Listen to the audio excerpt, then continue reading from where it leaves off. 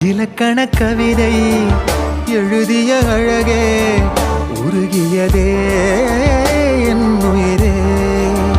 உனதிரு விழிகள் இமைத்திடும் பொழுதில் பகலிரவு உரைகிறதே இதயம் கேட்குதே என் காற்றாக கனவாக கை வீசும் காதல் இவள் யாரோ